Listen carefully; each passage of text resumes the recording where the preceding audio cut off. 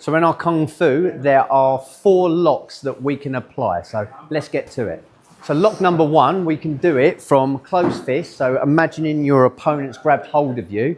So Ollie's grabbed me with his right hand. I'm going to take my right hand and go over the top, rotate, and I'm going to make this Z shape in his arm here.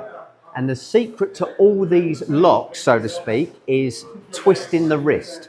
And if we rotate and twist the wrist, that lock will go right up through his shoulder. And you can see here, the more I rotate his wrist, you can see it lifting his shoulder up.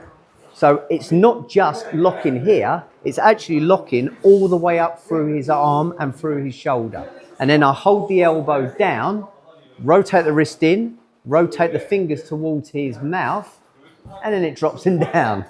Lock number 2. So this time, take the same arm over the top. This time, I rotate his wrist all the way around. This time, we keep the whole arm straight. As I rotate his wrist, I keep turning. And again, you see it's the manipulation of the wrist. This time, I want to keep his arm completely straight. But I'm going to rotate his arm over here, step through, and lock him like so. Now you can see here, the more I rotate the wrist, the more it drops him down. So Ollie, if you lift yourself back up, mate, he can't. So lock him straight back down. He's having a good time right now. Okay. Lock number 3, same again. Right hand to right hand, obviously for training purposes, it doesn't matter in real life. Over the top, I now rotate his whole arm all the way round, and then I raise his elbow up. And then it's switching hands. So again, we're locking the wrist. 2 things are happening. I'm rotating his wrist this way, and at the same time pushing his elbow up towards the ceiling.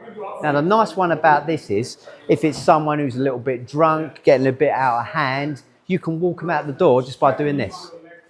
You rotate all the way around, lift the elbow, change hands, and lock the wrist that way, as well as pointing it towards the ceiling that way. And he goes up on tiptoes. Lock number 4. So this is the only one that goes against the grain. So all 3 locks so far, we've been going over the top of the arm. Lock number 4, I go the other way, rotate his wrist, point his fingers towards him. And again, 2 things happening. I'm rotating the wrist towards him. See how it's dropping his body already? And then I'm rotating the wrist in that direction. But you have to do both at the same time. So I'm twisting the wrist that way and that way, both at the same time.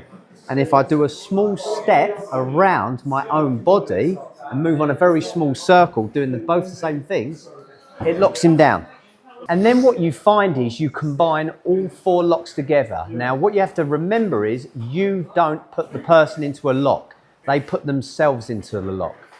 So as I put Ollie into lock number 1, I drop him down. Then what I do, I hold him there till the police arrives, till he learns the error of his ways. But if you notice, the only thing you can do after your arm is bent from lock number 1, when he stands up, the arm naturally wants to straighten. And that takes him into lock number 2. Now his arm is straight, the only other way the arm can now go is it will naturally, as he stands up, he wants to bend the arm. And that takes him into lock number 3. Now for the last one, I have to loosen my grip just enough to lead him into a full sense of security. So he thinks he's escaping, brings his hand round, and then I grab hold, and then I put him into lock number 4.